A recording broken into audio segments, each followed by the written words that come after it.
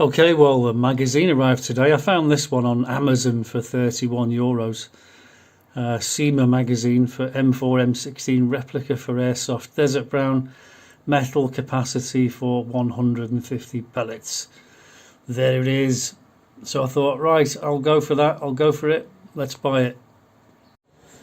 I love Amazon, I really do. So there it is. Fits straight on. And it doesn't have that windy wheel at the bottom, it's just spring loaded. So I guess I need the thing for loading it up, and it's ready to go.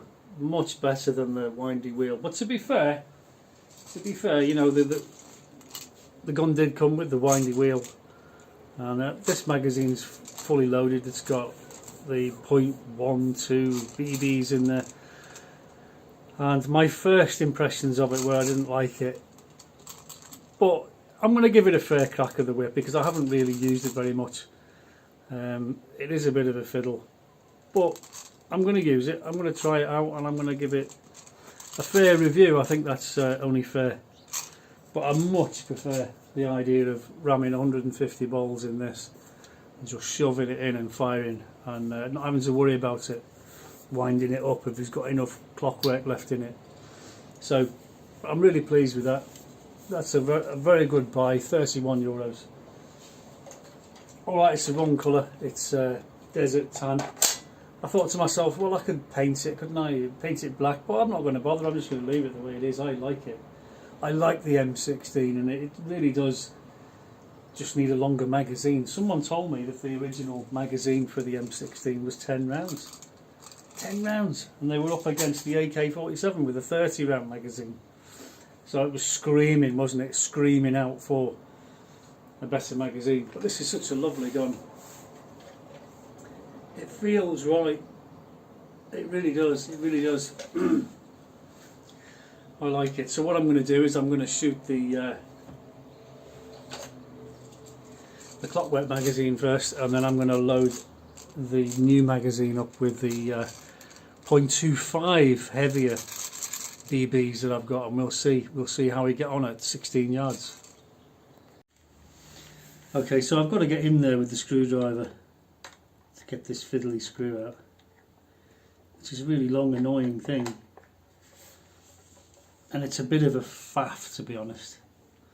See, my arms are in the way, you can't see very well, but every time you want to change the battery or take the battery out, you've got this stupid long screw,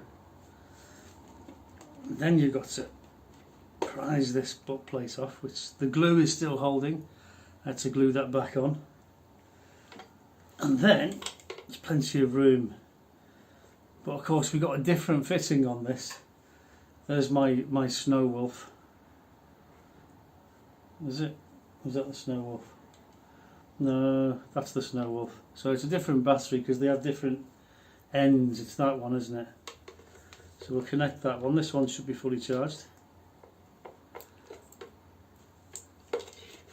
And we can shove it on there. Put the butt plate back on.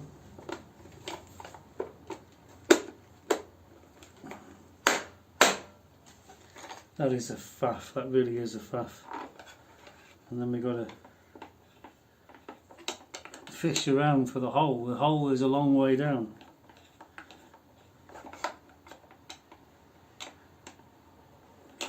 Otherwise that butt plate's going to fall off while you're shooting. So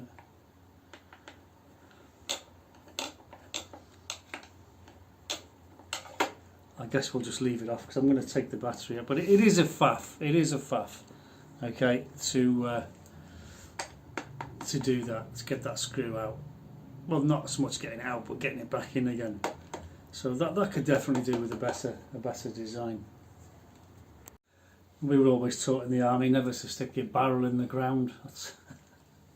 So it feels really wrong, but I can't think of another way of doing this, getting this stupid thing in the hole.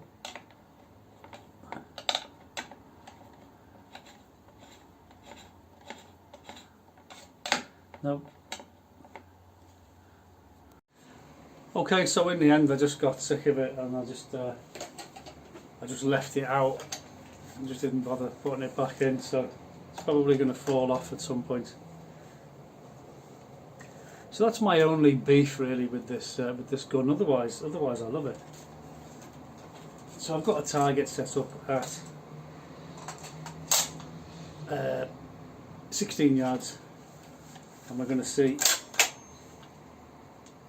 how we get on with these really light BBs. And I'll do a bit of left-hand, right-handed shooting. Safety catch off, that would help. Okay, here we go.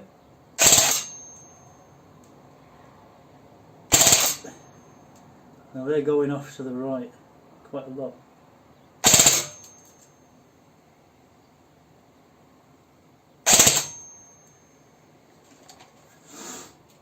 And my glasses are misting up.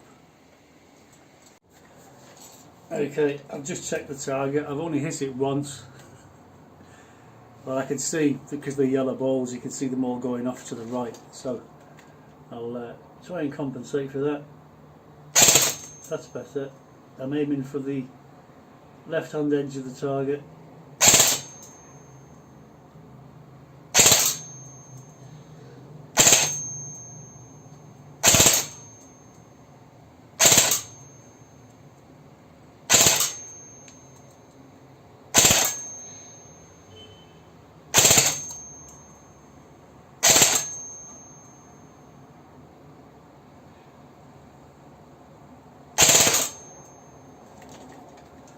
Safety catch on.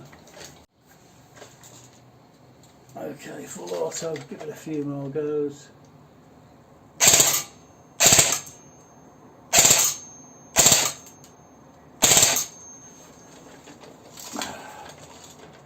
Try left-handed.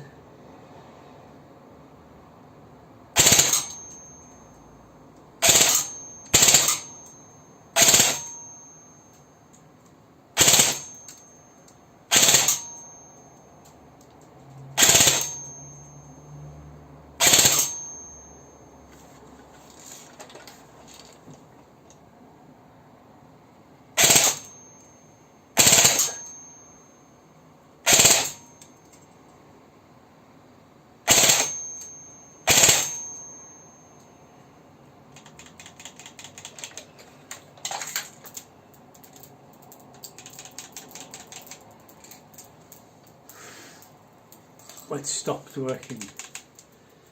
I think it should keep firing, but it's just stopped for some reason. Back on safe. No, it should fire even without anything in it, and we haven't run out of balls. And my glasses are steaming up again.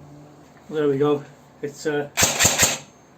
shouldn't stop firing even when there's nothing in it. It's because it's an electric motor that's recocking it each time, so it can only be a dodgy connection, can't it? Something to do with the battery. Right, let's go and see the target. Let's see how we got on anyway. Okay, well that's quite abysmal considering how many rounds I fired at it. 1, 2, 3, 4, 5, 6, 7, 8. 8 times. That's with the really lightweight in it. There's a bit of breeze out there, and don't you just know it. So we're going to have to load up with the heavier pellets and try them. Okay, so it's always a fiddle doing this, and I get balls all over the floor no matter what I do. So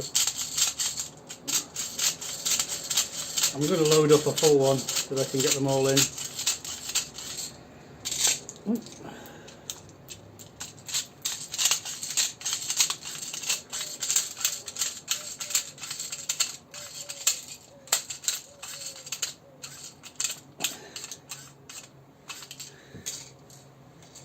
I have to go around the floor picking up the balls that I've dropped everywhere. I put them in an assorted pot.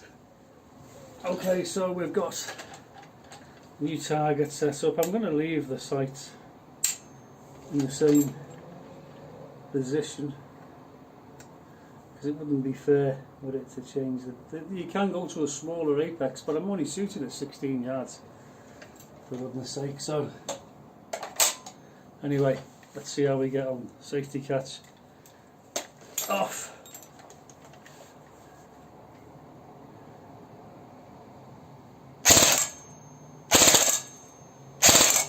Straight away I can see they're all on target, every one of them.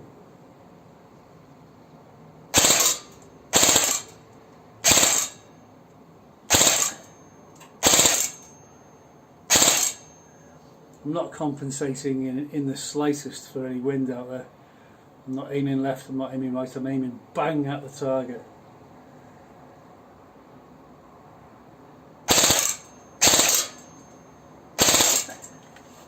Okay, we'll try some left-handed.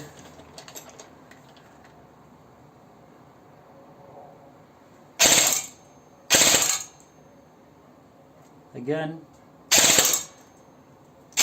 They go in where it's pointing.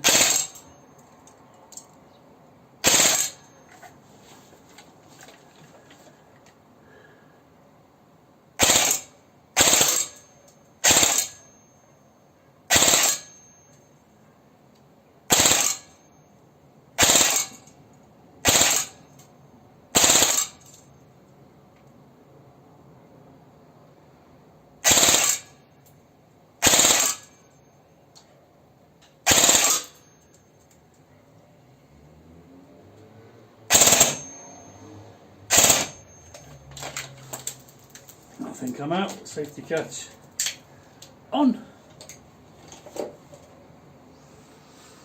Pick up balls. Every time we take the magazine off, balls go everywhere into my random pot. Okay, well, the proof is always in the pudding, is it not? There is the pudding. Aiming point was the bullseye. You can see they've all gone slightly high. Which means the gun can shoot well in excess of 16 yards, that's for sure. But what a difference. I mean, compare that to the lightweight balls in the Clockwork magazine, which I think is crap, actually.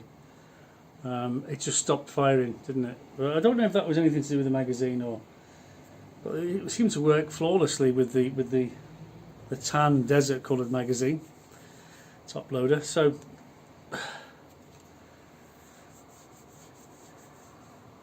think I'll be shooting with the tan magazine most of the time from now on. I will try the Clockwork one with the better balls and see how we get on. But this is all experiments. It's all about experimenting and finding out what works for you and what doesn't. And I will try the sights on the other Apex, the smaller Apex. I just had it on the main battle sight, the big Apex. I've always really liked the M16. I can see why, you know, the Americans like it so much. We did have the FN when I was in the British Army, and I had my reservations about the FN. I'm not knocking the FN. The FN's a great rifle, it really is, but I had my reservations about it, so much so that even though I was one of the best shots in the regiment, I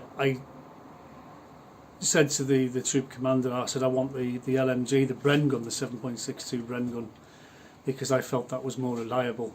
You know, if I ever had to go to war, I didn't want to have an SLR. I felt I was much better with the Bren gun. So, but we should have had the M16. The M16's gorgeous. It's absolutely gorgeous. You know, there's not much you can do to improve on this design. I know the Americans have improved it. They've called it the M4. They've got rid of the carry handle. They've got Picatinny rails all over it. They've shortened the barrel. They've got the adjustable buttstock. But what a superb weapon. I really like it. Now I've got to fish that battery out and put it back on charge, and see how much power I've used out of the battery, and then I'll try and faff around and try and get that bolt back in. Thanks for watching, hope you've enjoyed it. Please don't forget to like and subscribe.